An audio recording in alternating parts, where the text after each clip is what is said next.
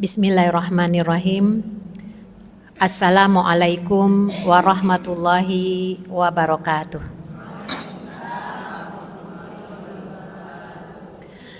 Alhamdulillahilladzi allafa baina qulubina fa asbahna bi ni'mati ikhwana. Ya Rabbana lakal hamdu bil iman, ya Rabbana lakal hamdu bil Islam, ya Rabbana lakal hamdu bil Quran, lakal hamdu bil mali wal ahli wal mu'afah, lakal hamdu bi kulli ni'matin an'amta biha alaina. Allahumma salli wa sallim wa barik ala sayyidina Muhammadin wa ala alihi wa ashabi ajmain. Allahumma inna nas'aluka ridhoka wal jannah wa na'udzubika min sakhatika wan nar. Amin ya rabbal alamin. Ibu-ibu yang dirahmati Allah, apa kabarnya pagi ini?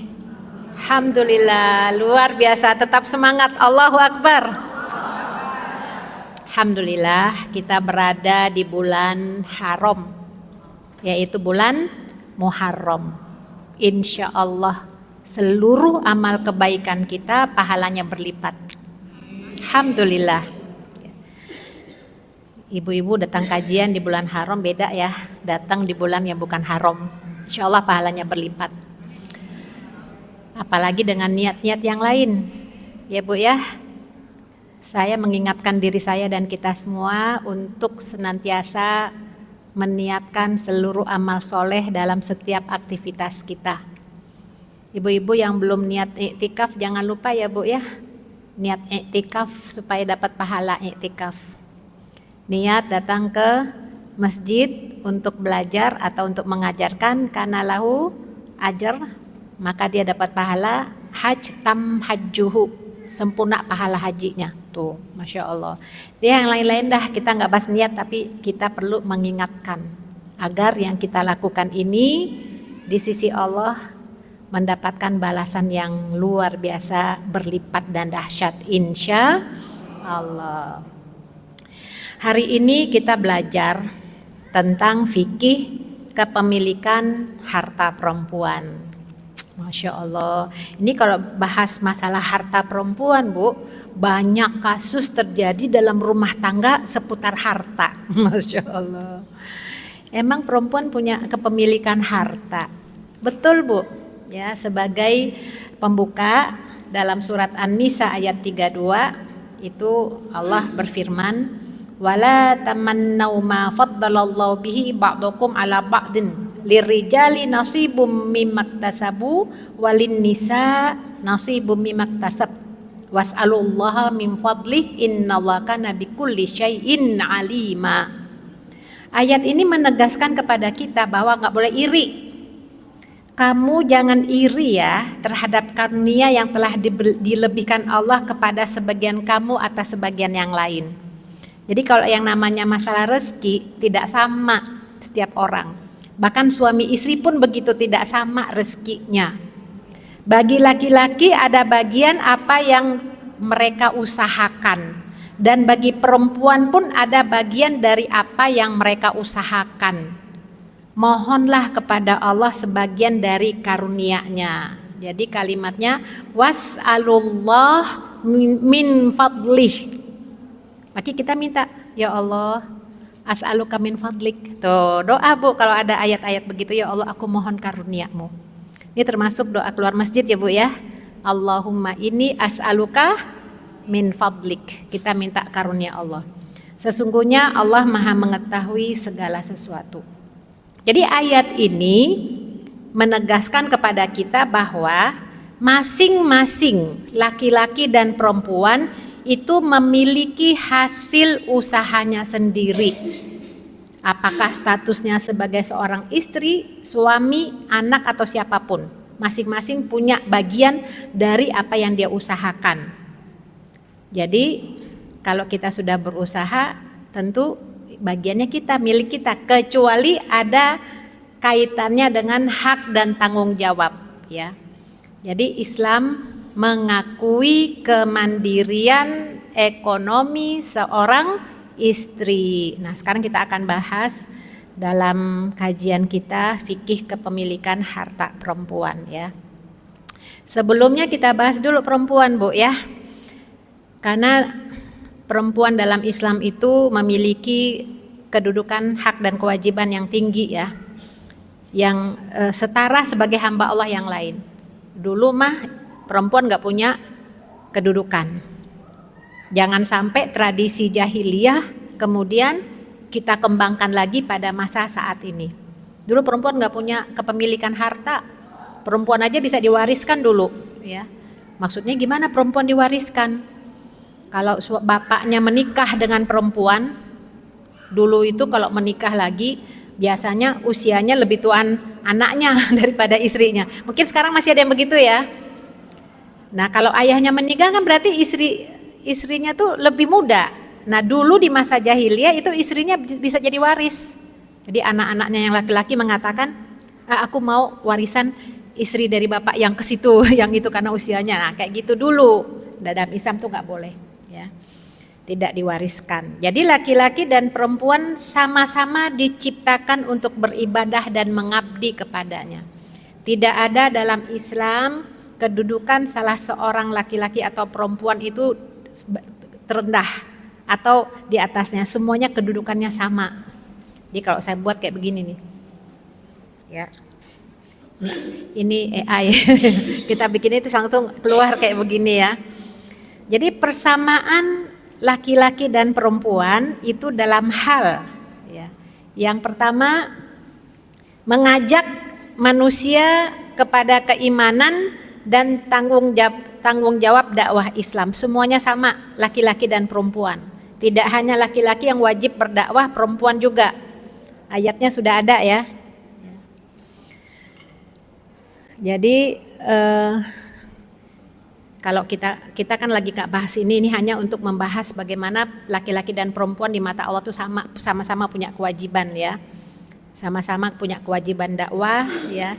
Innalladzina qalu rabbunallah tsumastaqamu. Enggak tahu nih kalau AI itu kadang-kadang nulis ayatnya suka salah ya. Kalau ngeditnya susah lagi ya. Ya intinya bahwa orang-orang yang diwajibkan untuk berdakwah itu laki-laki dan perempuan, bukan hanya laki-laki ya, tapi perempuan juga. Kemudian kewajiban yang berkaitan dengan ibadah juga sama, seperti zakat, sholat, puasa, haji, semuanya sama. Jadi dalam hal kewajiban kita kepada Allah nggak ada bedanya laki-laki dan perempuan. Kemudian yang berkaitan dalam tata hukum, muamalat sama juga, seperti jual beli, ya, kontrak, perwakilan, terus apa lagi ya, tanggung jawab, jaminan, akad, semuanya yang terkait dengan muamalah sama, nggak ada bedanya, ya. Jadi dalam ibadah, kewajiban, tanggung jawab sebagai hamba Allah yang diciptakan Allah untuk beribadah sama, ya. Tapi tidak serupa ya kalau yang terkait dengan tugas dan tanggung jawab dalam rumah tangga, ya. Jadi kalau berkaitan dengan hukum dan sanksi sama juga. Ya pelanggaran terhadap hukum-hukum Allah juga dapat. Wanita mencuri juga dapat sanksinya, yang berzina juga dapat sanksinya, ya. Kewajiban menuntut ilmu juga sama, tidak ada bedanya. Semuanya di sisi Allah, hamba Allah tuh sama semuanya. Sama-sama wajib beribadah. Ya. Sama-sama wajib punya tanggung jawab ya kepada Allah dalam hal kebaikan. Nah, ini dari sisi kesamaan, nggak ada bedanya antara laki-laki dan perempuan. Cuman nanti yang membedakan tuh adalah kodratnya. Laki-laki dan perempuan kan beda ya Bu. Jadi kalau ada yang mengatakan kita harus samakan antara laki-laki dan perempuan dalam segala hal, keliru. Nggak sama, laki-laki nggak bisa hamil kan. Jadi kalau disamakan repot itu ya. Jadi yang sama itu adalah yang kaitannya dengan kewajibannya kepada Allah ya. Jadi jika ada persamaan antara pria dan wanita, laki-laki dan perempuan dalam hak dan kewajiban, pasti ada perbedaan dalam kodrat. Dalam kodrat, dalam peran, dalam tanggung jawab, pasti dong beda. Kan dijadikan berpasang-pasangan, ya. Nah, perbedaan ini adalah ketetapan Allah, bukan untuk merendahkan. Enak ya jadi laki-laki yang nggak hamil, nggak nyusuin. Lah, berarti kalau ada yang ngomong gitu harus taubat tuh Bu. Ini kan udah takdir Allah ciptakan kita perempuan, kenapa harus ngiri dengan laki-laki? Enak ya laki-laki nggak haid. Kalau kita lagi haid, udah hamil, menyusui pula, enak banget. Sekarang nyari duit juga tuh, suka begitu. Ini kaitannya dengan harta, karena ada perempuan ya sebagian kecil tuh nggak ikhlas dengan yang tanda kutip beban tambahan. Kan suami istri, laki-laki kan jadi kawam, pemimpin yang menafkahi. Lah kita ikut bantu dia, gedean juga gaji kita dari dia. Kan suka gitu Bu ya, sebagian orang. Udah hamil, udah nyusuin, udah ngurus anak, pagi-pagi bareng keluar rumah bekerja. Suami enak-enak aja baca koran. Kita dari bangun tidur udah sibuk mikirin semua. Ini banyak terjadi yang begitu ya. Akhirnya apa? Ya akhirnya mengingkari takdir. Ya akhirnya ya rumah tangga pasti berantakan kalau begitu, saling memperdebatkan hak dan kewajiban ya. Nah ini kita akan bahas Ibu ya nanti insya Allah ya. Jadi perbedaan itu untuk keseimbangan, makanya dalam Islam tuh udah jelas ibu-ibu, laki-laki itu sebagai suami apa perannya, apa tugasnya, apa kewajibannya, apa haknya udah jelas. Sebagai seorang istri pun begitu. Cuman zaman kan nggak sama dulu sama sekarang. Sekarang mah hidup susah. Kalau ngandelin gaji suami aja kayaknya nggak cukup deh. Akhirnya istri pun harus bekerja tuh. Iya kalau bekerja istri harus ikhlas dong gitu ya. Kalau masih ngedumel kasihan, udah capek, udah kerja juga nggak dapat pahala. Kemudian menyesali takdir pula. Allah rugi kan? Makanya kata Nabi banyak perempuan di neraka. Kenapa? Karena kufronul asyir, ya suka banyak ngungkit-ngungkit gitu ya. Ya kalau memang dari awal ingin membantu suami menafkahi keluarga, ya sepakatlah saling berbagi apa tugas dan tanggung jawab, yang penting ikhlas kan gitu. Tapi kalau saling ngungkit-ngungkit, aku kan udah begini, kamu mana? Ini mesti kewajiban kamu, aku bukan udah deh habis deh tuh pahalanya tuh Bu. Ya. Nah, perempuan itu memiliki tabiat fitriah, ya perasaannya lembut, punya empati. Jadi Allah menciptakan perempuan itu jadi Allah udah sempurna menciptakan manusia. Karena dia lembut, karena dia bisa hamil dan menyusui, karena dialah yang mampu untuk mengasuh anak, maka dibebankanlah urusan anak kepada perempuan. Makanya perempuan tidak punya kewajiban menafkahi. Laki-laki kadang nggak bisa hamil dan menyusui, kewajibannya itu untuk menafkahi. Nah, munculnya permasalahan ketika sudah kobalak-balik. Laki-laki nggak tahu kewajibannya, istri juga tidak sabar dengan kondisinya. Akhirnya muncullah kayak sekarang. Makanya ibu-ibu, kondisi nyata, realitas saat ini banyak terjadi perceraian. Dan sangat kita sayangkan justru yang menggugat perceraian itu adalah perempuan. Karena apa ya? Salah satunya karena masalah tidak pahamnya masing-masing suami istri tentang kewajibannya, atau ya banyaklah faktornya ya, ujung-ujungnya masalah apa, masalah materi, masalah ekonomi gitu ya. Nah ibu-ibu, kita udah jelas bersyukur sudah mengikuti Islam, meyakini Islam, beriman kepada ajaran Islam. Islam itu menempatkan kedudukan perempuan sangat tinggi, terutama dalam kaitannya sebagai seorang ibu yang mempunyai kemampuan melahirkan, menyusui dan mendidik. Ya, kita bersyukur. Ya, jadi kalau perempuan tuh mau disamakan dengan laki-laki ya nggak sama, nggak bisa dong. Harus keluar rumah. Tapi memang kenyataannya begitu ya. Perempuan tuh paling banyak yang bisa fokus di sekolah aja Bu, yang pinter-pinter kan perempuan. Ya itulah kenyataannya. Dan perempuan itu bisa multitasking ya, yang bisa mengerjakan segala satu, tapi dia bisa. Laki-laki cuman itu saja. Ya itulah ya kenyataannya. Tapi kita tetap harus tunduk kepada ajaran Islam ya. Baru kita masuk tema kepemilikan harta. Jadi kalau kita lihat sebelum bahas kepemilikan harta, kita boleh menggali dan belajar kembali dari pernikahan yang terjadi antara Habibina Rasulullah Shallallahu Alaihi Wasallam dengan istri tercinta, Ibunda Khadijah binti Khuwailid.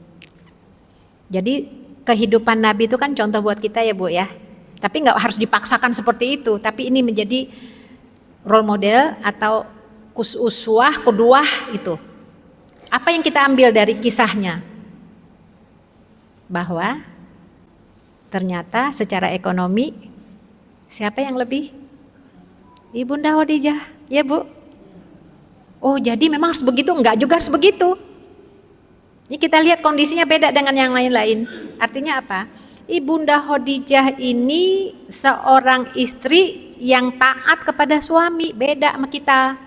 Mentang-mentang punya duit banyak, gaji gede, suami udah jatuh harga dirinya. Beda dong. Ya memang beda. Ibunda Khadijah memiliki suami yang bisa mengimbangi. Sayang sama keluarga, sama istri, tidak merendahkannya walaupun usianya di atasnya, memberikan contoh yang baik, menghormati tamu, senang berbagi, lembut. Ya wajar dong seorang istri tunduk. Nah suami kita misalnya ya, udah istrinya bantu secara ekonomi, dia egonya tinggi, udah gitu mohon maaf tidak tahu diri gitu ya. Ini contoh Bu ya, bukan semua laki-laki begitu, ini contoh. Udah tahu dari istri yang banyak andilnya dalam rumah tangga, dianya mending dia bertingkah pula, udah nggak punya duit, selingkuh pula misalnya ya. Ya ini makanya kita contohkan Rasulullah, ini contoh yang ideal dan sempurna ya. Dan saya rasa semua istri kayaknya sepakat deh, ketika dia memiliki income yang lebih besar daripada suaminya, ketika suaminya mampu mengimbangi, jadi partner dalam rumah tangga, insya Allah rumah tangganya pasti akur-akur, betul nggak Bu? Kecuali kalau yang istrinya tidak bersyukur ya, yang ninggalin suaminya karena nggak ada apa-apa, itu beda ya. Ini yang membingkainya adalah iman. Dalam rumah tangga yang beriman, insya Allah akan muncul sakinah, mawaddah, warahmah ketika terjadi ujian dalam masalah materi yang Allah berikan hanya kepada istri, yang mungkin cobaan buat suami, tapi ketika iman yang mempersatukan dan mengikat mereka, insya Allah akur-akur saja, betul Bu? Nah kita contohkan tadi Rasulullah itu hartanya itu didapat tidak hanya dari usaha beliau, Ibunda Khadijah, tidak hanya dari usaha beliau, tapi juga dari warisan ayahnya, dari warisan suaminya, 2 orang suaminya punya harta. Jadi beliau kelola, dapat suami yang amanah, yang tabligh, yang siddiq, yang baik, masya Allah dikelola. Nah ketika terjadi dalam rumah tangga, perannya masing-masing. Ibunda Khadijah jadi di rumah karena ngurusin anak 6. Nah semua diambil alih oleh Rasulullah. Nggak ada tuh mengatakan ini hartaku, mana hartamu, nggak ada. Seluruh harta itu dipergunakan untuk di jalan Allah. Ya kita tahu Bu ya, menjelang wafatnya Ibunda Khadijah, ketika beliau berusia berapa tahun Bu meninggalnya Ibunda Khadijah? Beda 15 tahun kan? Pernikahan 25 tahun. Itu usia 65 tahun ya. Itu ketika diboikot. Pada saat pemboikotan 3 tahun, pemboikotan itu yang luar biasa, itu cobaan yang paling berat, tidak ada interaksi ekonomi antara yang diboikot dengan pihak luar, benar-benar kelaparan, benar-benar penderitaan. Yang Ibunda Khadijah itu menangis, sampai Sayyidah Fatimah itu bertanya, kenapa engkau menangis wahai Ibunda, apakah menyesal mengikuti apa yang dibawa oleh ayahanda Rasulullah SAW? Ibunda Khadijah mengatakan bukan itu. Yang aku sesalkan, aku sedihkan adalah usiaku sudah tua, usia ibumu sudah tua, tidak ada lagi harta yang bisa mendukung perjuangan ayahmu. Masya Allah. Jadi harta semuanya tuh dipergunakan untuk berdakwah. Nah itulah rumah tangga yang ideal, Masya Allah. Baik, ini contoh aja Bu ya, begitulah rumah tangga Rasulullah dengan Ibunda Khadijah. Baik, kita masuk tema kepemilikan harta. Perempuan punya harta, memiliki harta. Dengan cara apa? Pertama mahar. Ya. Jadi kalau ibu-ibu, kalau dalam Islam tuh mahar itu tergantung siapa yang lamar ya. Jadi wa'atun nisa soduqotihinna nihlah. Berikanlah mahar kepada perempuan yang kamu nikahi. Mahar. Kalau maharnya hafalan tuh kalau nggak punya apa-apa lagi, Bu. Oh jadi begitu ya. Ya memang sih Rasul mengatakan sebaik-baik wanita tuh yang murah maharnya. Ya kalau memang nggak ada apa-apa ya jangan dipatokin tinggi, nanti nggak kawin-kawin. Kayak sebagian daerah negara ya, termasuk Saudi, Mesir tuh maharnya mahal. Akhirnya banyak yang susah nikahnya. Akhirnya ya padahal pernikahan itu yang terbaik itu yang maharnya murah. Nah berarti mahar itu berupa harta. Pernah ada seorang perempuan di masa Nabi datang kepada Nabi, kemudian beliau itu ada sahabat itu, ya itu memang jangan dikatakan nggak tahu malu ya, sebagaimana anaknya Anas bin Malik mengatakan itu perempuan nggak tahu malu ya, menawarkan dirinya kepada Rasulullah. Kata Anas bin, nggak begitu, dia termasuk yang terbaik daripada kamu karena dia menawarkan diri kepada Rasulullah gitu ya, bukan kepada sembarang orang. Ya Rasulullah, aku hibahkan diriku kepadamu. Kaget kan Rasulullah. Rasul lihat dari atas ke bawah kemudian gitu. Artinya ya kaget tiba-tiba ada yang nawarin ya. Di antara sahabat ada yang tertarik. Ya Rasulullah, nikahkan aku dengannya.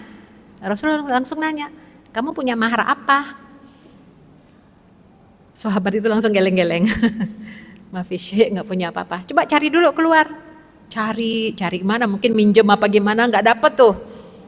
Nyari cincin kayak nyari apa kayak gitu yang dari apa gitu nggak dapet ya, cari pinjaman susah ya, datang lagi ya Rasulullah nggak ada. Kamu punya hafalan? Punya ya Rasulullah. Ya udah aku nikahkan kamu dengan hafalanmu kepada perempuan ini. Hafalan lah, kalau dia punya harta banyak masa maharnya hafalan, Bu? Jadi gimana ya, hafalan boleh tapi yang lain juga harus gitu ya, karena mahar ini kekayaan. Makanya ketika ada seorang perempuan istri dari Qais, ini sejarah hulu pertama di dalam Islam, dia datang kepada Rasulullah, istri Qais ini, kemudian ya Rasulullah, aku tidak mencela akhlak dan agama suamiku, tapi gimana ya kalau aku lihat dia di antara yang lain kayaknya aku nggak ikhlas deh. Suaminya jelek sementara dia kaya apa segala macam ya, kan keikhlasan itu kan penting ya Bu. Kalau kita menjalankan rumah tangga nggak ikhlas kan semuanya jadi sia-sia ya. Akhirnya ya Rasulullah, ini hulu pertama, Rasul mengatakan kamu mau mengembalikan seluruh mahar yang dia berikan kepadamu saat pernikahan dulu? Mau. Apa maharnya? Kebun yang luas ya, artinya kembalikan. Itu kalau hulu ya. Artinya saya ingin sampaikan di sini bahwa pernikahan itu maharnya sesuatu yang berharga ya. Jadi boleh itu, biasanya kan nanya kan maunya maharnya apa segitu ya. Ya kalau yang terbaik sih perempuan terserah aja boleh. Tapi kalau mau berupa harta, mahar juga boleh. Artinya di sini saya ingin sampaikan, ketika seorang perempuan telah menikah dan memiliki mahar, maka itu hak milik dia. Gak boleh tuh dipakai sama suami tanpa izin. Kita kan susah nih, mana maharnya yang dulu, cincin, kalung segala diminta. Boleh Bu, diberikan dengan keikhlasan, boleh juga dengan catatan bayar ya kalau udah mampu. Kalau sudah mampu tidak bayar, itu jadi utang Bu. Nanti di yaumil akhir tuh dituntut. Ini kalau kehidupan rumah tangganya seperti kehidupan pedagang. Kan rumah tangga kita tuh contoh permisalannya tuh ada yang seperti pedagang, ada yang seperti rumah sakit, ada yang seperti kuburan, rumah tangga ya. Kalau yang rumah tangga pedagang itu ya jual beli. Kamu begini, aku begini. Jadi kalau nggak mau rugi, kan aku udah begini, kamu mana gitu ya. Nah, begitu juga mahar. Kan aku udah ini nih mahar mana? Ah, itu jual itu kayak pedagang. Kalau yang rumah sakit tuh ya diem aja. Kalau lagi butuh baru itu diem-diem aja, komunikasi nggak jalan. Kalau kuburan apalagi duka cita aja, sedih aja.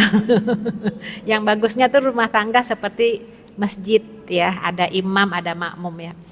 Nah ini mahar milik perempuan. Kecuali kalau perempuannya baik hati, ya udah deh mahar ini aku ikhlaskan untuk biaya hidup rumah tangga, udah selesai. Nah kalau udah diikhlasin jangan nyungkit-nyungkit Bu. Lagi ada masalah jangan ngungkit-ngungkit deh. Ketika suaminya khilaf, ya namanya kan manusia kan digoda setan ya, lagi ngelirik perempuan lain misalkan. Kalau dia ngelirik atau selingkuh kan urusan dia dengan Allah kan Bu. Yang lalu mah udah nggak usah diungkit-ungkit lagi. Dulu kan padahal dari nol, semuanya tuh ya Allah Bu, sayang banget Bu. Dulunya kita udah ikhlas, ketika Allah berikan ujian habis semua tuh pahala kita. Tapi kan biar dia tahu diri, itu urusan dia dengan Allah. Terus gimana? Ibu maunya apa? Gitu ya.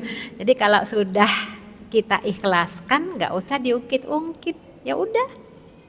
Allah kan Maha tahu. Kalau dia berbuat salah, dia tidak bersyukur, Allah yang akan nanti berikan dia sanksi. Jangan pula kita rugi, udah sakit hati, nggak dapat pahala, kan rugi Bu. Ya jadi sekali lagi, jangan pernah ungkit-ungkit masa lalu ketika kebaikan-kebaikan kita lakukan dengan ikhlas dalam rumah tangga. Ya Bu ya. Apalagi sampai di upload di medsos. Nggak nyangka ya, setelah puluhan tahun menikah ternyata ya Allah semua orang tahu, oh begitu rumah tangganya. Waduh Bu, habis semuanya Bu ya. Pahala kita, aib-aib kita. Makanya itulah sebabnya Rasulullah mengatakan perempuan tuh banyak di neraka karena suka ungkit-ungkit, kurang syukurnya. Baik, apalagi sampai ada yang kamu ngomong aja, kamu coba dapat begitu, coba bisa. Kita kan saling-saling menasihati ya Bu. Jadi itu mahar. Nafkah juga begitu. Nafkah itu adalah kewajiban suami ya, nafkah ya. Jadi ar-rijalu qawwamuna 'alan nisa, itu ya, yang jelas itu bahwa laki-laki itu bima faddalallahu, karena dia punya kelebihan, wa bima anfaqu, karena mereka menginfakkan. Jadi nafkah itu wajib bagi suami untuk memberikannya kepada istri. Kalau sekarang banyak tafsirannya Bu. Nafkah untuk istri itu kan termasuk jajan ya, termasuk ini ya, termasuk itu ya. Waduh banyak sekali penjabarannya itu kadang-kadang liar Bu. Saking liarnya sampai diungkit-ungkit, mana ini kan untuk makan keluarga bukan nafkahku. Sekarang aku punya ini nih, skincare, ini dihitung. Padahal suaminya penghasilannya tidak sebanyak itu. Nah, itu udah berlebihan. Yang namanya nafkah itu adalah sesuaikan dengan kemampuan suami. Tidak disesuaikan dengan gaya hidup istri. Salah itu Bu. Oh jadi begitu ya. Kalau jadi gimana dong dengan jajan? Kalau suaminya nggak sanggup, hanya sanggup untuk memberi makan sehari-hari, ya udah bersabar. Tapi aku nggak sabar tuh. Ya udah kalau nggak sabar jadi gimana? Ya artinya Bu, kehidupan rumah tangga tuh kan nggak selalu materi ya Bu ya. Kita lihat contoh misalnya Zainab, istri dari Ibnu Mas'ud. Nanti terakhir ada di slide saya. Istri dari Ibnu Mas'ud, Abdullah bin Mas'ud, itu adalah seorang perempuan yang aktif dan kreatif. Walaupun di rumah punya passive income atau home industry lah, pokoknya dia bisa menghasilkan sesuatu. Sementara suaminya Abdullah bin Mas'ud itu tidak, rezekinya kurang ya, barangkali karena sibuk bersama Rasulullah. Sahabat Nabi itu nggak semuanya miskin, banyak juga yang kaya. Kan Allah berikan kita tuh masing-masing kelebihan dan kekurangan ya Bu ya. Kalau sahabat Nabi kayak Abdurrahman bin Auf itu beda lagi. Ketika dipersaudarakan oleh Rasulullah, beliau orang Muhajirin dengan Ansor, yang saudaranya dari Ansor mengatakan, aku punya istri ada berapa tuh, kamu pilih aja yang mana yang kamu mau, nanti aku ceraiin.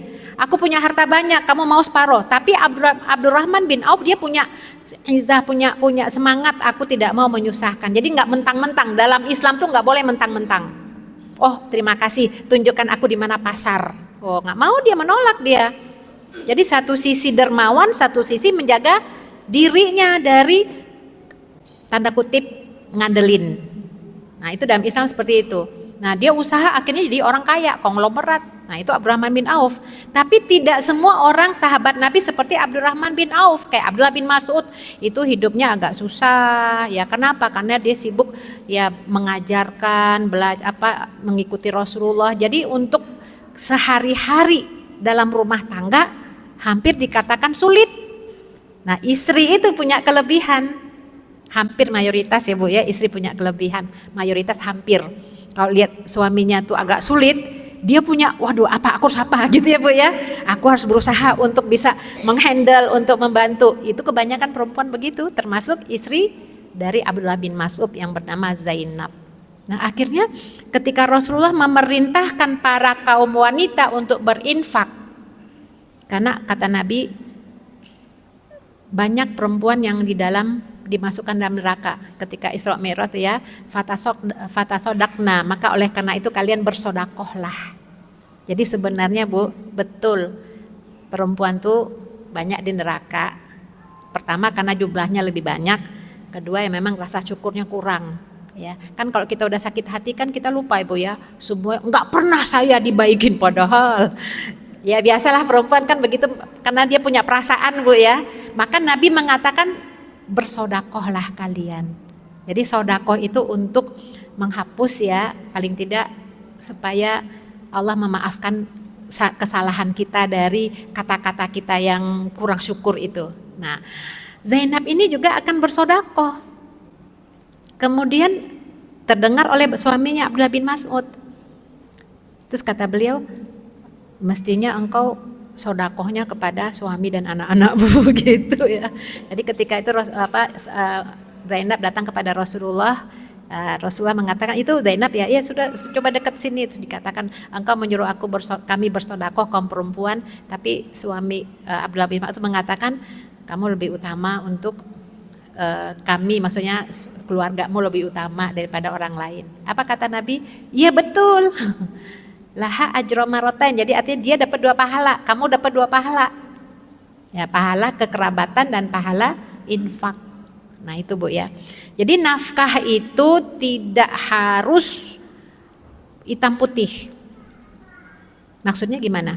Betul kewajiban suami itu menafkahi, tapi dilihat dari kesanggupannya. Yang penting para suami wajib memiliki tanggung jawab. Nah ini masalahnya kalau punya tanggung jawab kadang-kadang ngandelin. Nah itu salah itu Bu ya, ngandelin. Kita lagi bicara tidak orang yang ngandelin ya. Kita bicara terhadap suami yang bertanggung jawab, dia sudah berusaha semaksimal mungkin, hasilnya hanya segitu. Nah berarti istri itu ya harus menyesuaikan dengan penghasilannya. Tidak harus membuat ini loh jajanku, ini loh skincareku, ini loh ini. Tidak begitu Ibu. Ya, semuanya tergantung dari penghasilan suami. Kalau ikhlas alhamdulillah, kalau tidak ikhlas silahkan pilih gitu ya. Karena para ulama juga berbeda pandangan ya. Kalau istri tidak ikhlas dengan penghasilan suami gimana hukumnya gitu ya. Ya paling tidak jangan jadi orang yang tidak bersyukur. Ya baik. Jadi itu nafkah. Kemudian hibah dan wasiat. Itu juga kepemilikan harta pada perempuan. Hibah itu adalah pemberian. Siapa yang memberikan? Terserah. Apakah diberikan oleh pamannya atau suaminya? Ketika suaminya itu mampu mapan ya, dulu dari awal-awal dibantu oleh istri. Sekarang suaminya udah banyak asetnya. Kemudian dia ingin hibahkan. Ya udah deh, tanah yang di situ yang ini buat ibu deh, buat kamu deh. Berarti itu hibah ya Bu. Kalau udah hibah nggak boleh diambil lagi. Seorang yang mengambil hibah kemudian diambil lagi itu seperti orang yang menjilat air ludahnya sendiri. Nah dalam rumah tangga banyak terjadi kasus-kasus seperti itu. Ketika terjadi perceraian misalnya ya, mungkin suaminya atau apalah ya, kita tidak bahas permasalahan, tapi ketika masing-masing menggugat harta, suami yang mengatakan ini punya aku padahal udah dikasih sama istri. Nah ini kayak gini ya. Jadi hibah, wasiat itu adalah harta kepemilikan perempuan setelah dia diberikan, ya Bu, termasuk wasiat. Kemudian warisan adalah kepemilikan perempuan. Nanti kita bedakan Bu ya, hukum kompilasi Islam di Indonesia dengan hukum Islam itu secara agama itu agak beda ya Bu ya. Kalau di Indonesia itu kan ingin mengatur rakyat penduduknya, masyarakat Islam supaya tidak bertengkar ya. Tapi secara agama tuh beda lagi. Warisan itu adalah hak seorang perempuan ketika dia dapat warisan. Itu nanti pernah kan mungkin di sini dibahas fikih waris ya. Istri itu kan dapat 1/8 ya kalau punya anak. Kalau nggak punya anak dapat 1/4. Nah ini warisan. Nanti gonogini kita akan bahas lagi ya. Terus usaha apapun yang diusahakan oleh seorang perempuan itu hak miliknya, hartanya. Ibu-ibu ngajar dapat bulanan, bekerja dapat bulanan, usaha semuanya milik perempuan. Maksudnya apa? Ini hak harta perempuan yang tidak bisa dicampur adukan atau diambil alih oleh suami. Kenapa ini penting pembahasan ini? Karena nanti kalau meninggal kan mana harta yang diwariskan harus jelas. Maka harta kepemilikan perempuan didapat dari sini, semuanya dari sini. Kalau nggak mahar ya nafkah, kalau nggak hibah, warisan, usaha. Ya Bu ya. Baik. Jadi seorang suami tidak berhak meminta bagian dari harta tersebut kecuali jika sang istri mengizinkannya atau jika ia telah meninggal dunia, maka suami adalah seorang ahli warisnya. Kalau istri meninggal punya anak, suaminya dapat berapa, Bu? 1/4 dari harta istri. Jadi kan meninggal nih, kita meninggal nih, ada anak, kita usaha, punya apakah kita punya usaha atau warisan dari orang tua, punya harta lah. Suami dapat warisan dapat suami itu dapat berapa? 1/4 dari harta kita. Terus kita menikah misalnya udah kita pengusaha sukses berhasil, nggak punya anak misalnya. Angkat anak misalnya, nggak punya anak. Suami dapat berapa kalau kita meninggal? 1/2. Wih banyak ya 1/2. Iya kan nggak punya anak, enak banget ya. Ya itu kan kalau kita bicara warisan seperti itu. Pernah ada Bu ya, ini mohon maaf ini aja sih cerita aja, tapi benar. Jadi ada duda sama janda mau nikah, masing-masing bawa anak. Janda ini seorang yang sukses ya, beliau itu punya usaha properti ya, usaha-usaha gitulah, perumahan apalah, banyaklah usahanya, kaya lah gitu. Dapat suami mau menikah dengan suami, sebelumnya nanya dulu, kalau saya nanti menikah, ya umpama namanya ajal ya, meninggal, usaha ini perumahan dan segala macam ini itu suami saya dapat berapa ya? Ya karena dia menikah dengan duda, ya nggak punya anak, berarti dia dapat 1/2. Oh banyak banget. Harus begitu? Ya iyalah, kalau warisan itu udah diatur Allah. Lihat surat An-Nur ayat 11-12 tuh ya.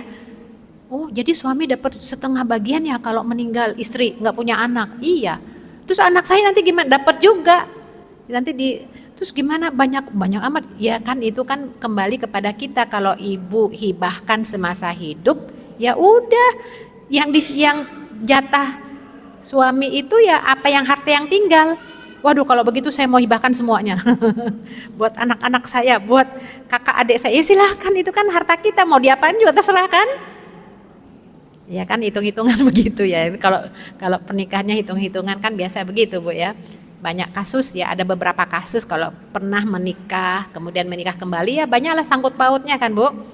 Nah, supaya tidak terjadi percekcokan, pertengkaran ya diselesaikanlah. Ya, ini sangat baik dengan menghibahkan semuanya untuk anak-anak. Ya udah, berarti yang diwariskan nanti adalah yang dia miliki. Ya begitu yang terkait dengan harta. Ya. Begitu juga harta yang diperoleh suami, baik dengan cara waris ataupun hasil jerih payah usahanya, dikategorikan sebagai harta suami. Jadi istilah yang menyebutkan harta istri milik istri, harta suami juga milik istri, enggak begitu sepenuhnya Bu. Harta istri milik istri, harta suami ada hak istri di dalamnya. Nah, itu baru ya. Jadi bukan semua harta suami itu milik istri, bukan. Ya.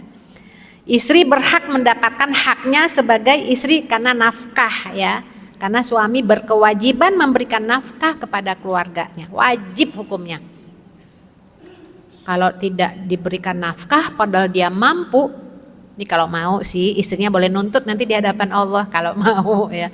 Kayaknya rumah tangga menghujat gitu kayaknya nggak sakinah banget ya Bu ya. Kita kan pengennya rumah tangga juga sama-sama di surga ya Bu. Lah kalau di padang mahsyar saling menghujat gimana ceritanya itu? Jadi suami wajib menafkahi istri. Ketika istri ikhlas tidak dinafkahi, dia pahalanya besar Bu.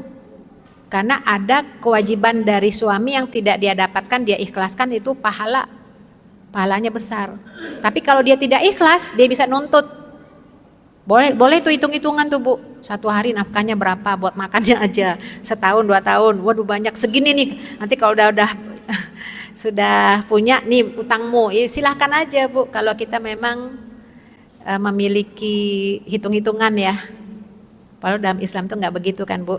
Lihatlah Ibunda Khadijah bagaimana semuanya, termasuk Zainab. Ya itu kan Ibunda Khadijah, suaminya Rasulullah gitu. Ya. Nah ini tentang kewajiban memberikan nafkah. Liunfik dzu sa'atim min sa'atih. Hendaklah orang yang mampu memberi nafkah menurut kemampuannya. Jadi seorang suami dia telah menunaikan kewajiban menafkahi sesuai dengan yang dia miliki. Jadi tidak dilihat dari gaya hidup istri. Misal contoh, gaji suaminya 4 juta. Gaya hidup istri 4 juta hanya untuk skincare. Masya Allah, kan mahal tuh yang perawatan. Padahal suami itu 4 juta tuh ya dia kalau untuk membiayai istri gak cukup lah. Nah istrinya nuntut, nggak bisa Bu. Kenapa nggak bisa? Ya hanya segitu adanya. Makanya dalam rumah tangga itu sebelum menikah tuh ini yang harus digali. Ya, siap nggak menerimaku apa adanya gitu ya. Nah kecuali kalau istrinya itu ingin sama-sama membantu ya, bedakan ya. Jadi sekali lagi suami dianggap sudah menafkahi ketika dia punya gaji seberapapun dia pakai untuk dia hanya bisa beli, itu udah berarti udah menafkahi. Nah mungkin istrinya aja kurang syukur kali ya. Istri yang kurang syukur tuh maunya lebih kan, maunya dibiayai semua, nggak bisa. Makanya kiblat kita bukan TikTok ya Bu. Kadang-kadang yang ada tuh yang kayak gitu, akhirnya ada yang nuntut suami kayak gitu, akhirnya bercerai tuh, suaminya ngecerain istrinya. Aduh ini istri saya ini kurang syukur, lihat-lihat yang lain, aku kemampuannya segini, kalau nggak siap ya sudah, gitu ya. Nah, maka dikatakan waman qudira alaihi rizquhu falyunfiq mimma atahullah. Dan orang yang disempitkan rezekinya hendaklah memberikan nafkah dari harta yang diberikan Allah kepadanya. La yukallifullahu nafsan illa ma ataha ya. Allah itu tidak memikul beban kepada seseorang melainkan sekedar apa yang Allah berikan kepadanya. Saya ja'alullah ba'da usri yusra. Allah kelak akan memberikan kelapangan sesudah kesempitan. Jadi tidak bisa dipaksakan sesuai dengan gaya hidup kita. Semua tergantung daripada kemampuan suami. Nah yang pelit itu adalah suami yang mampu tapi dia tidak berikan, baru namanya pelit. Hitung-hitungan. Nanti kalau orang yang hitung-hitungan, Allah juga akan hitung-hitungan. Ya. Nah biasanya ketika suami itu ikhlas dia menafkahi, istri ridho menerimanya, mereka sama-sama bangkit, insya Allah berkah keluarganya Bu. Ya. Jadi kepemilikan harta suami dan istri, Islam menjamin hak kepemilikan setiap suami dan istri, jaminan. Ada di medsos itu beredar Bu ya, dalam pengaturan keuangan rumah tangga. Suami istri bekerja. Suami gajinya dibeli untuk aset, investasi apa, tanah apa ya. Sementara istri penghasilannya untuk kebutuhan rumah tangga. Ada yang begitu Bu ya? Waduh ini repot nih. Masa depannya jadi repot. Ini perlu memang pembahasan ekonomi ini kaitannya dengan keimanan ya Bu ya. Karena beberapa kasus terjadi ketika ada konflik dalam rumah tangga. Suami asetnya milik dia. Ini punya aku gitu ya. Sementara istri selama ini aku yang menafkahi terus nggak dapat aset. Ada yang beberapa Bu. Nah biasanya yang ikhlas. Si istri ikhlas, ya sudahlah, udah takdir suami dia udah ambil asetnya, apalagi tergoda dengan yang lain ya perempuannya, udahlah. Insya Allah Allah akan berikan jalan keluar yang terbaik, Ibu. Banyak kasus yang saya dapati ya dengan beberapa konsultasi, itu suaminya akhirnya bangkrut. Karena apa? Karena dia mengambil hak istrinya. Kenapa? Karena dia tidak menafkahi keluarganya, selama ini yang menafkahi istrinya. Dan diingkari oleh suaminya. Allah tuh maha adil, Bu. Jangan khawatir, ketika kita terzolimi, Allah yang akan membalas kezoliman tersebut. Cuman kita harus ikhlas, jangan pernah ungkit-ungkit. Kecuali niatnya untuk mengingatkan ya. Kecuali niatnya untuk mengingatkan dengan bahasa yang bukan untuk mengungkit-ungkit. Ya kan, kalau orang diingatkan supaya tahu, supaya sadar kan. Kalau udah diingatkan, oh iya ya ternyata, oh iya, akhirnya minta maaf atau bagaimana ya, mengembalikan. Jadi Islam menjamin hak kepemilikan setiap suami dan istri. Harta suami baik sebelum maupun selama pernikahan adalah milik suami. Nah ini yang berbeda nanti kalau kita bahas gonogini ya Bu ya. Jadi ketika seorang suami bekerja, maka hasil pekerjaannya itu adalah miliknya. Tapi dia punya kewajiban menafkahi keluarganya. Ini secara agama. Kalau dalam hukum KHI, harta ketika menikah itu adalah harta gonogini. Jadi walaupun seorang istri tidak bekerja, suami yang bekerja, maka harta suami itu adalah harta istri. Kok jadi bisa beda ya? Terus kita ikut yang mana nih? Gitu ya. Ya kita tidak boleh saling membenturkan dua hukum yang berbeda ya Bu. Masing-masing itu kan ada latar belakangnya. Ya, jadi terus gimana? Maksudnya kenapa dalam KHI itu harta semasa pernikahan itu adalah harta bersama, itu untuk memberikan solusi yang terbaik ketika terjadi pertengkaran dalam rumah tangga ya. Karena apa? Karena kalau mengikuti hukum agama nanti perempuan terlantar gitu katanya ya. Ya sama kalau kita analogikan hukum akad nikah dengan siri dan dengan pakai dengan KUA ya. Kalau nikah siri kan nggak ada resminya tuh, nggak ada surat nikah kan? Secara agama sah nggak Bu? Sah. Secara pemerintah sah nggak? Enggak. Jadi secara agama itu sah karena memang itu akad nikah yang sudah terpenuhi rukunnya. Nah kalau secara pemerintah tidak sah, kenapa? Karena pemerintah harus mengatur warga negaranya. Ini kan nggak diresmikan, nggak ada laporannya, maka dianggap tidak sah. Nah begitu juga ketika terjadi permasalahan keuangan, ya permasalahan nafkah dalam rumah tangga. Makanya kalau yang berpatokan agama tuh yang sudah yakin taat kepada Allah dan Rasulnya. Makanya di sini dibutuhkan negara untuk mengatur. Makanya dikatakan bahwa harta bersama adalah harta yang didapat setelah menikah. Karena banyak orang, para suami itu banyak yang nggak bisa diatur, nggak taat sama Allah. Kalau suami yang taat pada Allah nggak perlu ada aturan hukum-hukum agama Bu.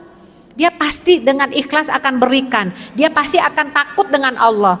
Makanya dua-dua ini kita pelajari. Secara agama kayak begini ya udah, tapi secara hukum ya kayak begini, negara harus begini, gitu ya.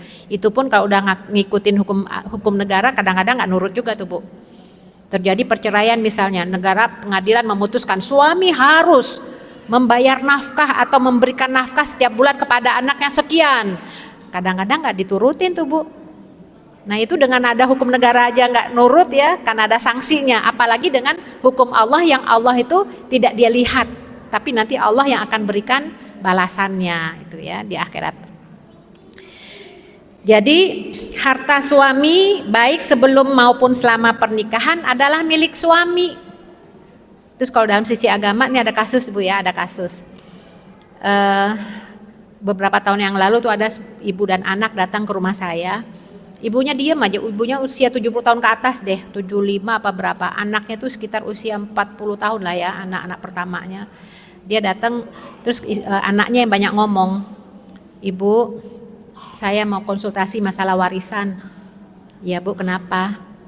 Kemarin bapak saya meninggal. Oh, innalillahi wa inna ilaihi rajiun. Cuman Bu, yang saya tanyakan gini Bu, waktu bapak saya meninggal kan jenazahnya masih di rumah, maksudnya dari rumah sakit dibawa ke rumah. Itu ada seorang perempuan bawa anak usia 8 tahun nangis di depan jenazah bapak saya. Saya dengerin aja Bu, ibunya diam aja. Kita kan nggak mungkin nanya ya, lagi sedih gitu, ada yang baca Quran itu, ini siapa sih perempuannya ya seusia saya lah Bu gitu ya, masih muda gitu. Anaknya 8 tahun nangis, tapi dia nggak banyak nangis aja gitu. Mau nanya kan nggak mungkin ya. Tapi penasaran gitu. Tapi kan nggak mungkin orang lagi sedih gitu yang ngurus jenazah itu, mandiin dan segala macam. Tapi dia nggak nganterin ke kuburan. Habis itu udah mau bawa ke masjid dia pulang. Ya saya nanya lah sama sopir saya Bu, Mang itu siapa tuh perempuan? Akhirnya sopirnya jawab, maaf ya Bu, itu istri bapak. Kaget lah, selama ini nggak tahu, dinikahi 10 tahun yang lalu. Aduh, ya bisa bayangkan Bu ya, istrinya yang nggak tahu gitu ya. Ya gimana Ibu tahulah perasaan bagaimana ya. Nah yang dia tanyakan tuh masalah warisan. Ya saya ingin nanya masalah warisan, apakah dia dapat warisan Bu? Karena istri bapak kan, walaupun tidak diperkenalkan kepada kami, juga anaknya laki-laki, apakah juga dapat warisan? Kami anak-anaknya ada 4 orang. Ya kami, terus saya tanya, Ibu nanya hukum negara apa hukum agama? Kalau hukum agama dia nggak ada bukti kan, nggak ada surat nikahnya, nggak ada ini, ya secara hukum pengadilan nggak dapat apa-apa. Ya secara hukum negara kan nggak dapat, buktinya apa? Menggugat ke siapa? Ini kan negara ya. Ibu mau hukum apa nih? Kalau ibu mau hukum negara, ya udah aja ke pengadilan, ya nggak bakal dapat apa-apa kan? Saya takut Allah gitu ya sama hukum agama. Hukum agama sekarang kita lihat ada nggak saksinya? Makanya penting pernikahan itu ada saksi. Ya itu sopirnya ternyata saksinya sama temennya lagi berdua gitu ya. Saya menyaksikan Bu, Bapak. Jadi dia tuh nggak pulang malam ke rumah perempuan itu, siang aja. Antar nauzubillah, jangan ibu-ibu curiga ya sama suami Bu ya. Ini ada apa nih? Jangan-jangan ya sudah, ini takdir ya Bu ya. Ya saya katakan ya karena beliau itu adalah istri bapak juga almarhum, ada saksinya yang menyaksikan mereka menikah, berarti itu istri dapat warisan. Berapa Bu? 1/8. Masing-masing enggak. Jadi jumlah istri itu 1/8. Berapapun jumlah istri. Satu istri dia dapat 1/8, 2 istri 1/8 bagi 2. Berempat 1/8 bagi 4. Berkurang ya gitu ya. Terus sisanya dapat anak laki-laki dapat ya, laki-laki dapat 2 kali dari perempuan. Terus saya tanya, memang bapak selama hidupnya itu tidak ada yang dihibahkan buat ibu? Iya ada, hampir semua hartanya dihibahkan untuk kami dan anak-anak gitu ya. Punya tanah, punya ruko, punya kontrakan, pokoknya aset-aset yang ada, si bapak tuh selalu bilang, ini bapak beli buat ibu dan anak-anak. Saya nggak tahu ya apakah itu hanya untuk menutupi atau bagaimana, tapi seluruh anak-anaknya tahu bahwa ini untuk anak-anak dan keluarga. Kalau memang begitu, secara hukum agama itu sudah milik ibu dan anak-anak. Ada nggak harta yang bukan milik diserahkan kepada ibu dan anak-anak? Ada, mobil. Ya udah, mobil itu yang mesti diwariskan. Ini secara hukum agama ya, mobil itu yang diwariskan itu ya. Ya artinya saya nggak tahu lagi selanjutnya, itu kan urusannya udah pulang, udah selesai, udah lega lah ibu. Saya lihat udah lega ya. Sudah bebannya itu udah, walaupun si ibunya itu nggak nangis juga, diem aja kayak shock gitu ya Bu ya.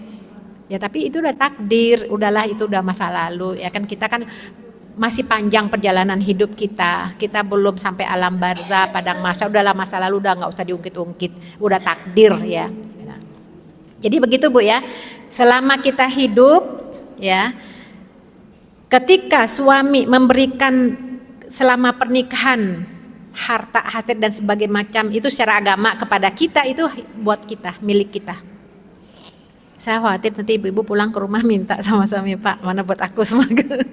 Ini atas namaku ya, itu untukku ya. Ya Kan hukum agama kan begitu Bu ya, kalau hukum negara beda lagi ya.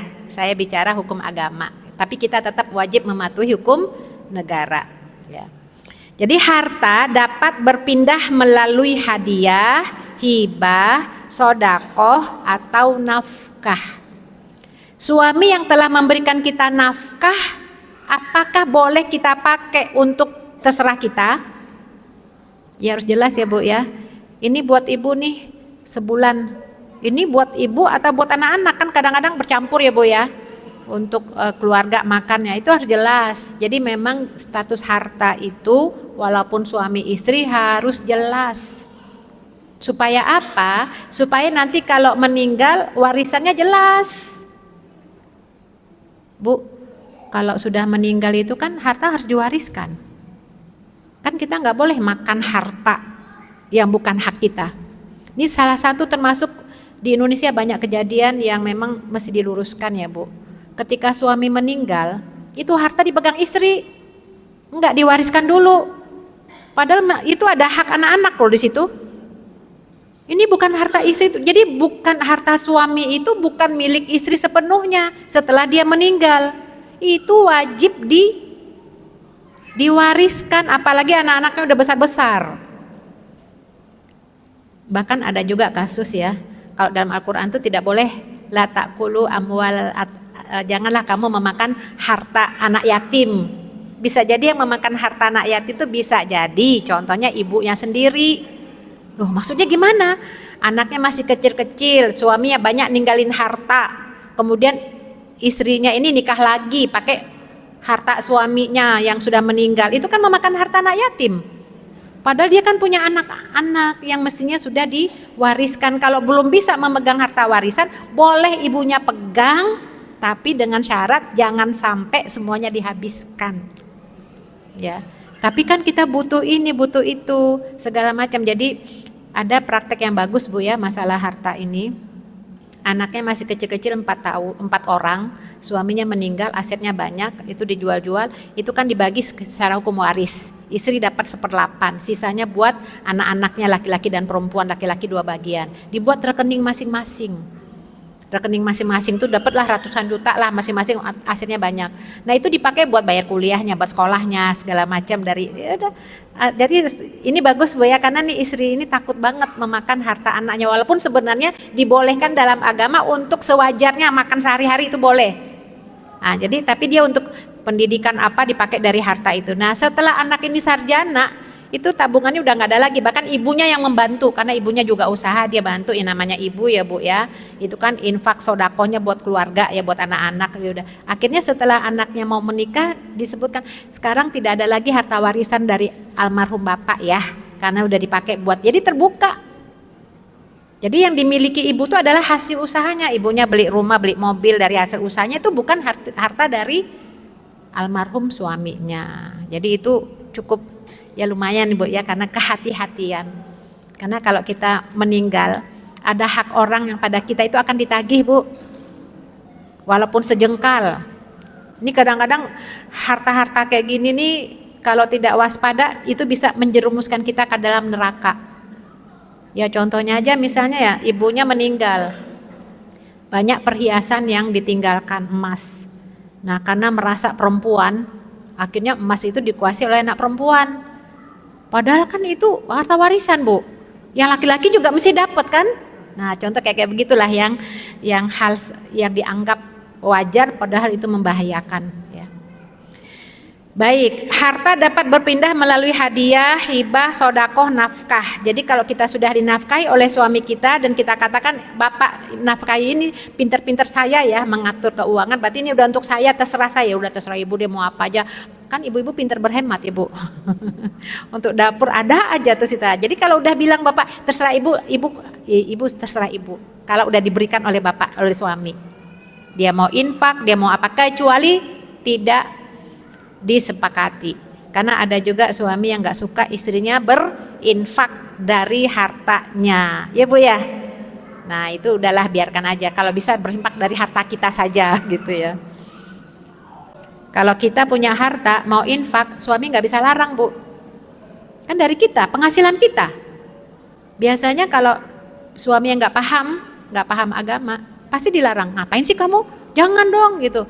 Akhirnya berantem tuh bisa tuh. Terserah aku dong, gaji aku kok kamu yang larang, kan berantem akhirnya. Kan apa yang kamu usahakan kita punya kita bersama. Nah itu dia ya Bu ya. Kalau udah dapat atau tahu model suami yang seperti itu, udah diem-diem aja boleh Bu. Istri boleh menafkahi hartanya tanpa sepengetahuan suaminya. Kalau itu hasil dari usahanya sendiri. Karena dia punya kepemilikan hak penuh terhadap hartanya. Ya Bu ya. Harta campur atau milik bersama tidak dikenal dalam Islam ya, kecuali atas kesepakatan keduanya melalui patungan atau modal usaha atau kerjasama atau syirkah. Misalnya suaminya modal, yuk kita bikin apa ya, passive income atau apalah ya, atau apalah usaha, bentar lagi mau pensiun nih, kita apa ya usaha, nah modal dari suami, hasil pesangon atau apa, istrinya yang ngelola. Kita bikin warung aja di rumah yuk, istri yang kerja, yang belanja, yang semua itu harta gono gini, harta bersama. Nanti kalau misalnya meninggal suaminya atau istrinya, pisahkan dulu harta masing-masing. Kan yang sulit itu kan nanti kalau membagikan warisan Bu, bingung deh yang mana harta yang mana kecampur semua. Ya udah dipisahkan dulu, mana harta istri, mana harta suami, karena masing-masing itu dapat mewariskan.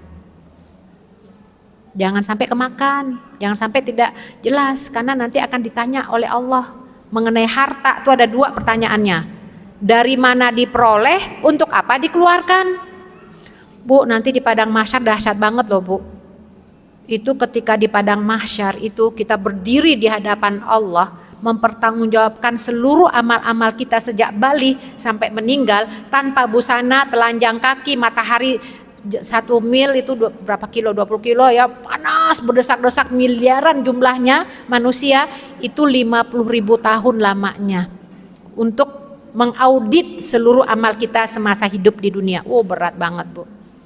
Nah, apalagi yang kaitannya dengan harta, dari mana, untuk apa. Nah kalau kita mengambil hak orang, ya Allah berat itu nanti hisapnya. Apalagi dipergunakan tuh hal-hal yang tidak baik ya Allah. Maka mendingan kita dari sekarang aja kita audit, yang mana udah serahkan, udah ikhlaskan gitu ya Bu ya. Itu pahalanya besar, nggak usah hitung-hitungan ya. Apalagi sampai dibuat itu selama 15 tahun pernikahan, tidak pernah dinafkahi, 1 hari nafkah 15.000 dihitung itu. Aduh ribet banget sih Bu, kenapa sih nggak diikhlasin aja, minta aja sama Allah pahalanya insya Allah. Siapa yang memudahkan, Allah mudahkan. Siapa yang memberikan jalan keluar, Allah akan berikan jalan keluar dunia dan akhirat ya. Allah nggak menghitung-hitung. Kenapa kita harus berhitung? Ketika kita menghitung-hitung, Allah akan berhitung juga terhadap rezeki yang akan diberikan kepada kita ya. Baik, selanjutnya kepemilikan harta dalam rumah tangga itu ada 2. Satu, hak milik atau kepemilikan pada hakikatnya bersifat relatif dan sementara. Yang kedua, perlu pemisahan jelas harta suami dan harta istri. Ya kan kalau hak milik itu kan sementara ya dalam rumah tangga itu ya Bu ya, nggak bisa.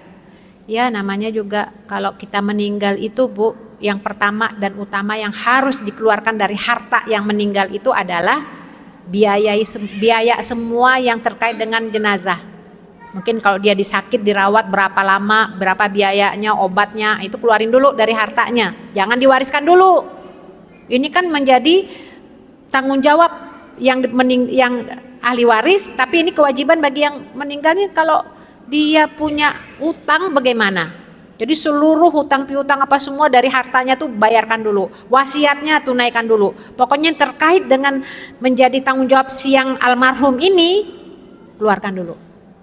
Nah nanti sisanya, atau mungkin ada harta yang belum dizakatkan ya, ini karena ini sakit udah setahun nih belum keluar zakatnya, keluarkan semuanya dulu hak orang. Nah nanti sisanya yang bersih itu baru diwariskan ya. Nah kemudian juga perlu pemisahan jelas antara harta suami dan istri, harus jelas ya. Baik ya. Jadi itu Bu ya, kita harus jelas Bu hartanya. mana yang harta kita, mana harta suami. Kalau ibu dapat rumah warisan itu jelas ini punyaku gitu ya. Kalau suami sebenarnya sih mudah kok Bu ya dalam masalah harta ya. Misalnya satu-satunya peninggalan suami itu adalah rumah. Anaknya ada 5, belum nikah, kan harus diwariskan. Ya mestinya kalau anak yang baik, anak yang soleh, pasti dia akan ya udah deh jatah kami, warisan kami hibahkan buat ibu. Udah selesai, nggak usah lagi hitung-hitung, bingung berapa bayar, jadi nggak pusing lagi. Mestinya anak soleh begitu ya Bu. Nggak usah ngitung-ngitung lagi, ya ibu dapat 1/8, sisanya anak-anak laki-laki, ribet Bu. Padahal gimana mau jualnya ya masih dipakai. Ya udah anak-anak sepakat, selesai buat ibu. Nanti ibu meninggal baru ya diwariskan.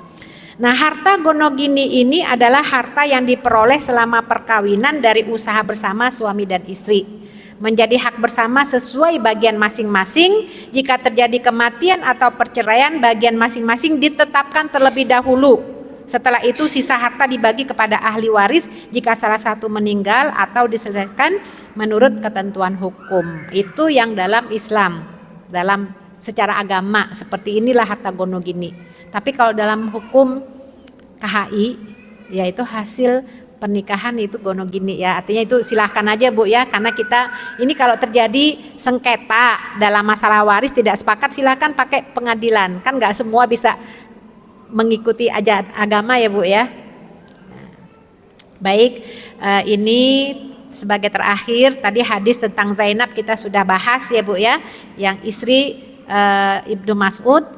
Nah di hadis itu, dalam hadis Bukhari itu disebutkan bab zakat terhadap kerabat, bab zakat kepada suami dan anak-anak yatim yang berada dalam pengawasannya. Itu menunjukkan hal itu mencakup zakat yang wajib maupun yang bersifat sunnah. Ini kurang jelas. Artinya apa Bu? Para ulama berbeda pandangan. Di antaranya membolehkan istri zakat sama suami, boleh. Oh, bukannya istri mendapatkan nafkah, itu kewajiban suami.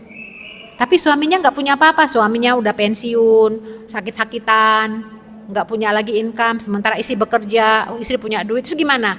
Bayar zakat. Nah, sebagian ulama mengatakan boleh dia zakat kepada suaminya. Nanti hasil zakat untuk suaminya dipakai untuk membiayai keluarganya. Nah, dia lagi kembali kepada keluarga. Ini kan kembali kepada niat ya. Nah, begitu. Ya, itulah barangkali ya ibu-ibu ya, bahwa Islam memberikan keadilan dalam hak dan kewajiban antara suami dan istri. Jadi kalau mau perhitungan boleh, mau mengikhlaskan boleh. Selama istri ikhlas menafkahi keluarganya untuk membantu suaminya, maka dia dapat 2 pahala. Pahala berinfak dan pahala kekerabatan, insya Allah ya. Jadi ibu-ibu yang membayar rumah tangganya tuh infak tiap hari tuh Bu, pahalanya. Alhamdulillah. Barangkali cukup sekian pembahasannya. Assalamualaikum warahmatullahi wabarakatuh.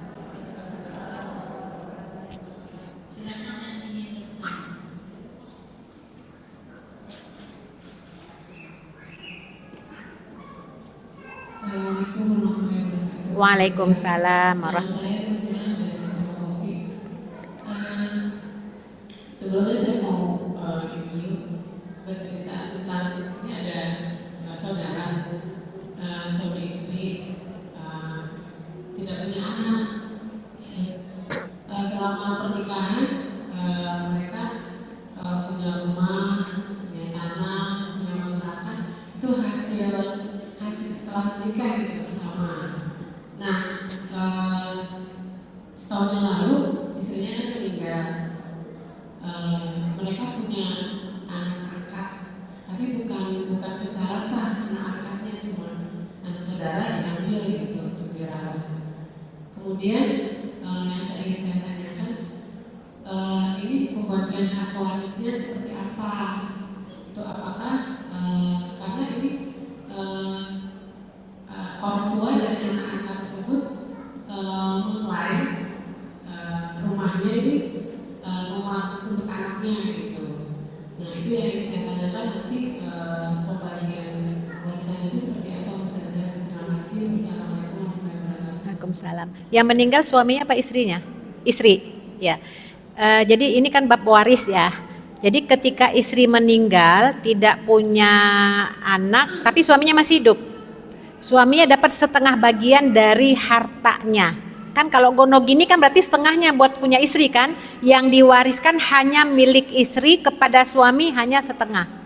Sisanya kalau dia punya orang tua enggak? Punya kakak adik, maka jatahnya buat kakak adiknya. Kasihan dong ya anak angkat ya. Sebenarnya anak angkat tuh nggak dapat warisan ya Bu, kecuali hibah. Jadi bisa jadi ketika masih hidup mungkin ada ucapan atau ungkapan gitu ya, atau apalah akad ya, udah ini rumah buat kamu. Kalau memang ada ungkapan, ucapan atau ya terserah mau bukti atau tidaknya, itu kan kalau di pengadilan kan pakai bukti ya, itu milik anaknya, anak angkat. Jadi hibah itu hukumnya. Nah, tinggal cari saksi bukti aja. Kalau dia mengklaim itu milik dia, memang udah diucapkan ya berarti milik dia, nggak boleh keluarganya untuk mengambil kembali. Begitu ya.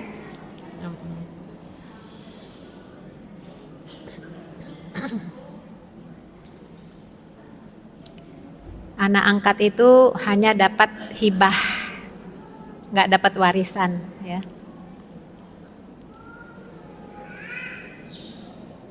Assalamualaikum warahmatullahi wabarakatuh. Waalaikumsalam warahmatullahi wabarakatuh. Saya Surya dari Malaka.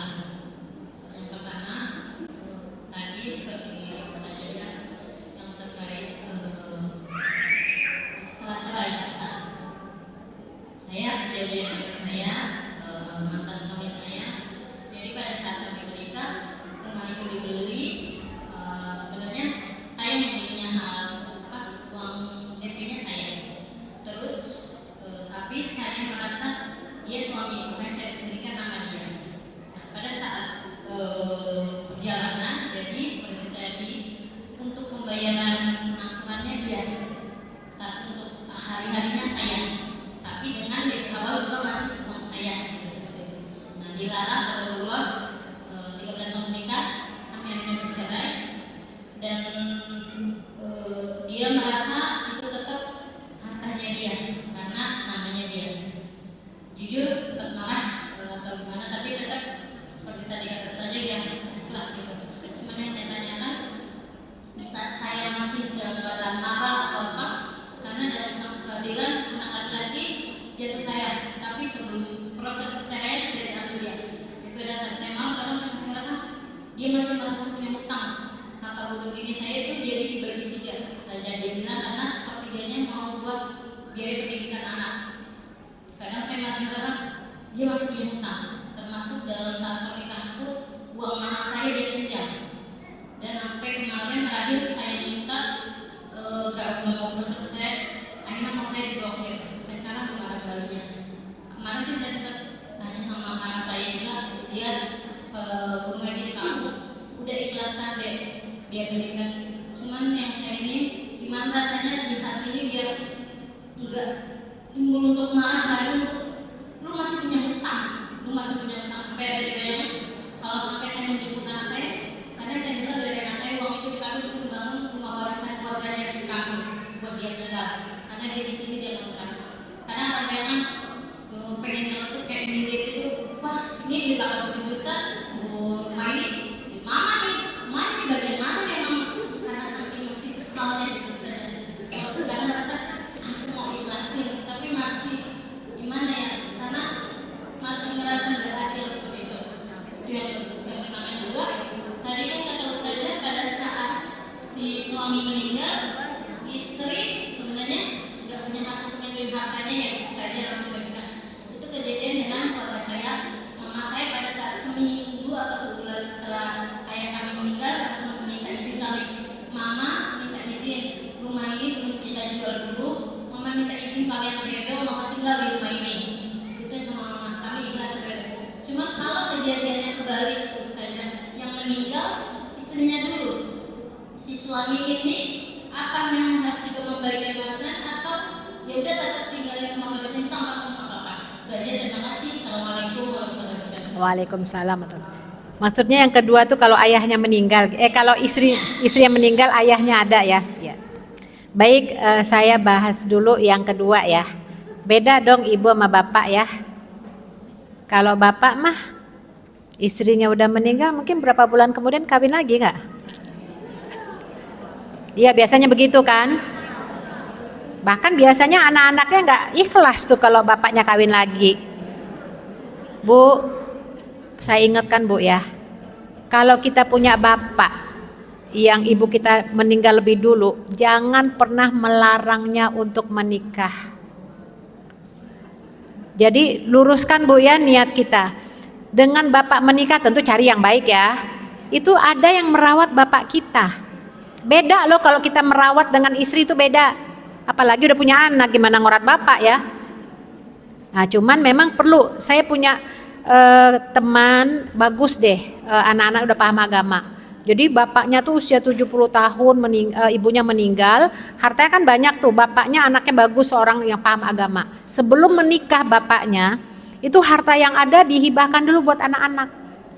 Jadi tinggal hanya rumah yang ditempati, karena memang kalau menikah lagi kasihan dong nanti istrinya kalau pas bapaknya meninggal nggak dapat apa-apa. Ini juga ada kejadian, yang curhat itu adalah adiknya. Jadi kakaknya menikah dengan duda 11 tahun lamanya, dia ngerawat tuh suaminya yang duda itu. Setelah meninggal suaminya itu, yang kakak yang curhat ke saya itu nggak dikasih apapun sepeser pun. Ini rumah bapakku, ini akhirnya dia pulang lagi ke rumah ibu. Ya Allah, ini tega banget tuh anaknya ya, nggak akan berkah tuh hidupnya. Mestinya dia dapat 1/8, tapi ya itu karena nggak paham agama ya. Nah itu tuh nggak benar. Yang benar yang tadi. Jadi si ayahnya ketika akan menikah lagi, hartanya yang itu dihibahkan kepada anak-anaknya. Jadi yang untuk bapaknya itu ya kan butuh juga kan, ya tempat tinggalnya, kemudian pensiunnya, udah cukup lah itu. Ya jadi kalau bapak meninggal, ya terus rumah gimana? Ya kalau cuman satu-satunya rumah, ya itu tergantung kebijakan anaknya. Ya kalau bapaknya nggak nikah lagi kan bapaknya tinggal di situ kan. Ya kalau nikah lagi bapaknya gimana? Ya istrinya dibawa ke situ ya. Maka dilihat kasus aja. Kalau bapaknya banyak duit mah, itu ya, itu rumah kasih aja deh buat bapaknya. Tapi kalau anaknya nggak mau, pokoknya warisan, silahkan. Jadi ini semua kembali kepada asas mufakat musyawarah untuk kebaikan dunia akhirat. Karena hukum waris itu jangan hitam putih ya Bu. Kalau hitam putih itu nanti nggak akan ada yang menang. Semuanya berebut semua. Jadi ikhlaskan tadi ilmu ikhlas. Ya kalau warisan ya, bahkan kalau ada warisan dari orang tua kita yang sebenarnya itu milik kita tapi dikuasai oleh salah seorang dari kakak atau adik kita yang sangat susah untuk diminta kembali, ya udahlah ikhlasin aja lah Bu, mau dibawa kemana sih itu harta. Jadi kan itu pahala buat kita. Yang rugi itu orang yang zolim ya, nggak akan pernah berkah hidup orang yang mengambil hak orang lain. Itu catat itu Bu. Tidak akan pernah hidup berkah di dunia ataupun di akhirat ya. Nah ini kembali kepada yang pertama. Jadi gini ya Bu, bagaimana caranya biar kita bisa ikhlas ya. Pertama, yang namanya ikhlas itu memang tidak mudah.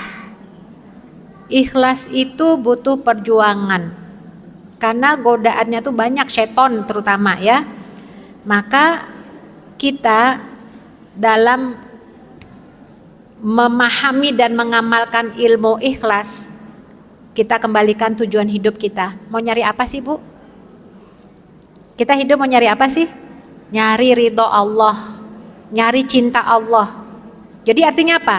Yang masa lalu, apakah kita dizolimi bagaimanapun, udahlah, lewat. Hari itu menurut ulama, waktu itu hanya ada 3. Masa lalu, masa sekarang, dan masa depan. Cuman 3 waktu itu. Masa lalu ya udahlah. Kalau kita banyak beramal soleh, bersyukur.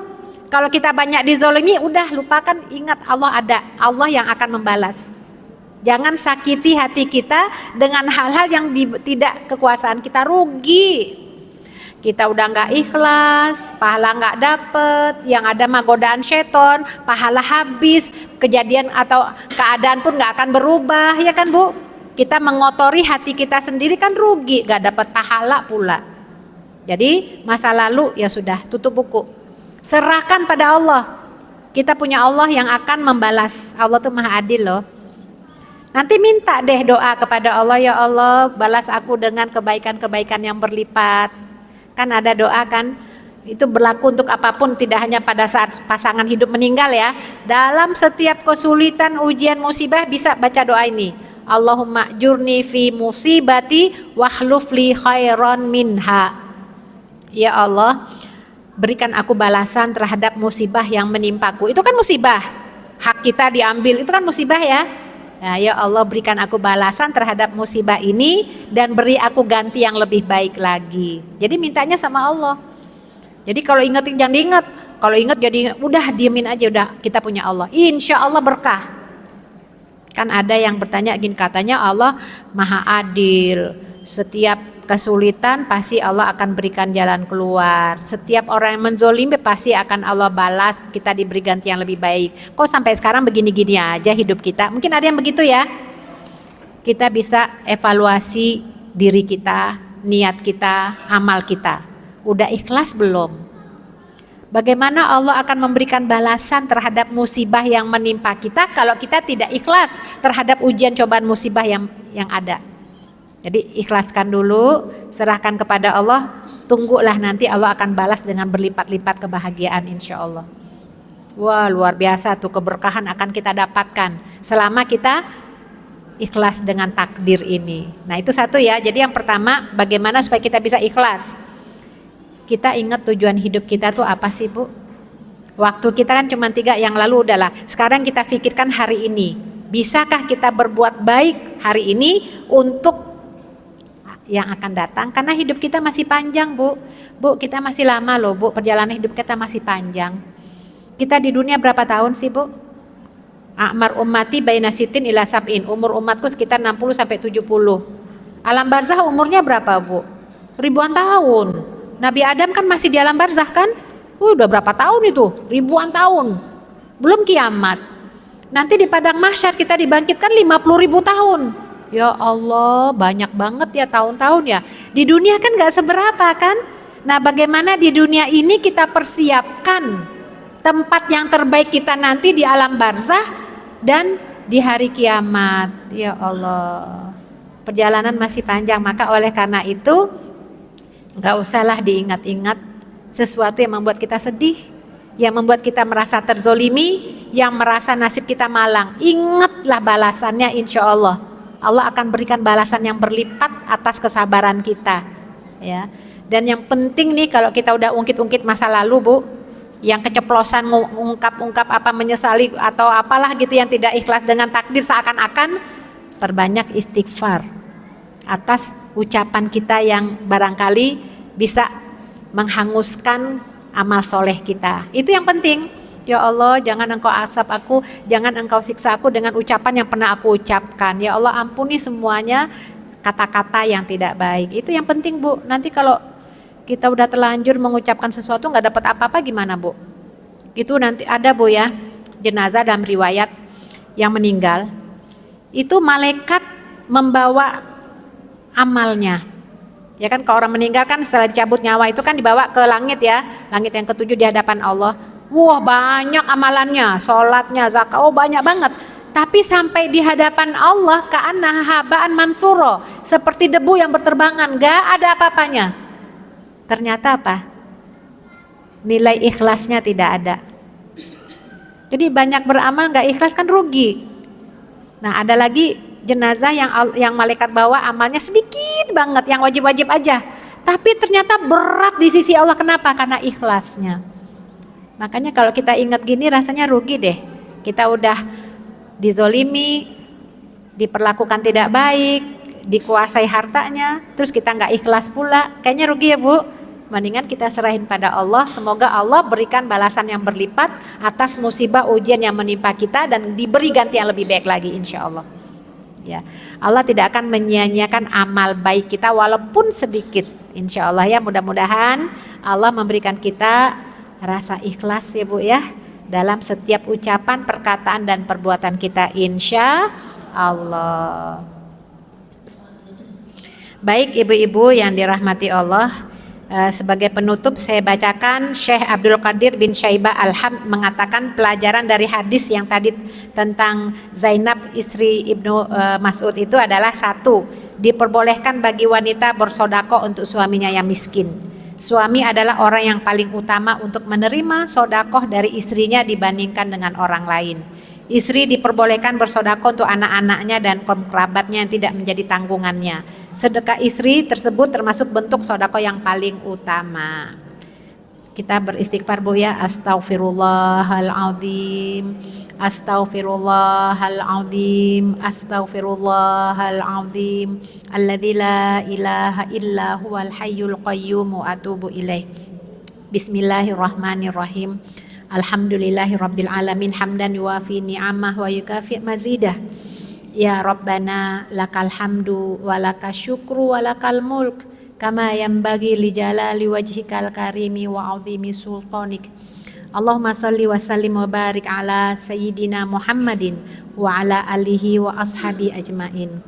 Allahumma ighfir lana wa liwalidina warhamhuma kama rabbayana shighara.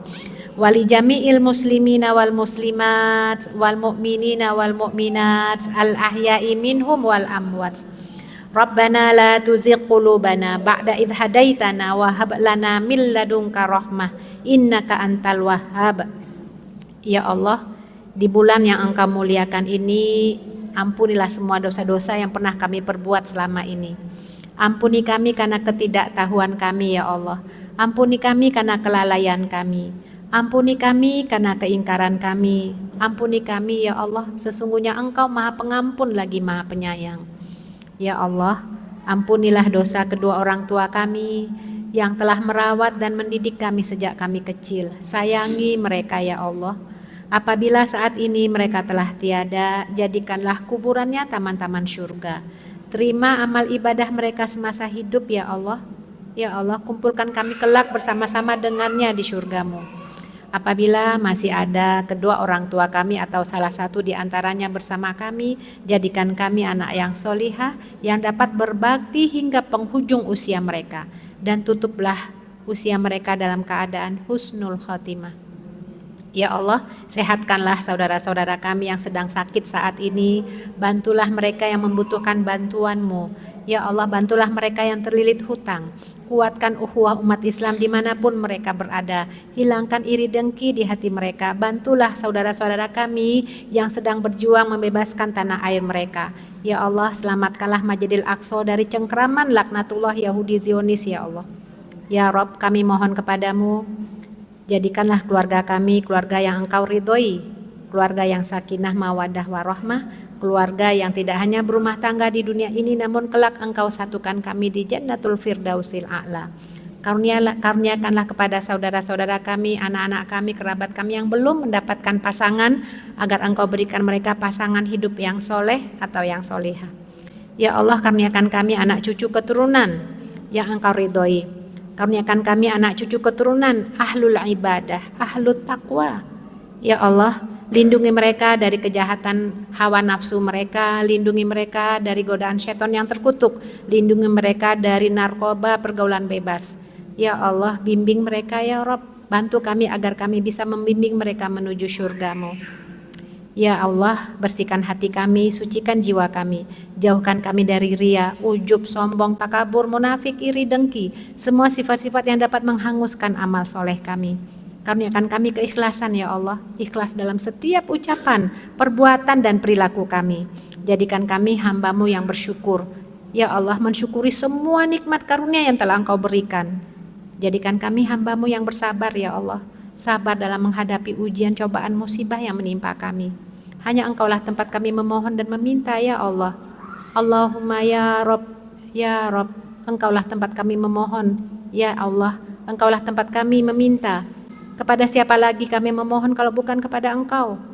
Allahumma rzuqna lazzatan nadhar ila wajhikal karim wasyauqa ila liqaik. Ya Allah, karuniakan kami kelezatan memandang wajah-Mu yang agung dan mulia. Karuniakan kami kerinduan untuk berjumpa dengan-Mu ya Allah. Allahumma inna nas'aluka hubbaka wa hubba man yuhibbuka wa hubba kullu amalin yuqarribuna ila hubbik. Kami mohon cinta-Mu ya Allah, cinta orang-orang yang mencintai-Mu dan mencintai amalan yang dapat mendekatkan diri kami kepada cinta-Mu.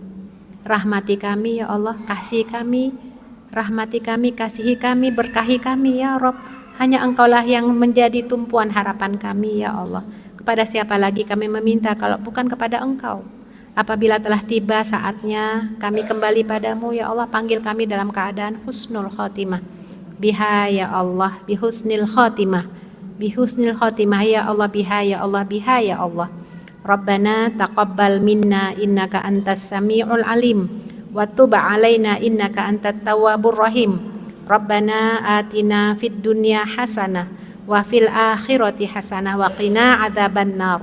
Subhana rabbika rabbil izzati amma yasifun wa salamun alal mursalin walhamdulillahi rabbil alamin. Subhanakallahumma bihamdika asyhadu alla ilaha illa anta astaghfiruka wa atubu ilaik. Assalamualaikum warahmatullahi wabarakatuh.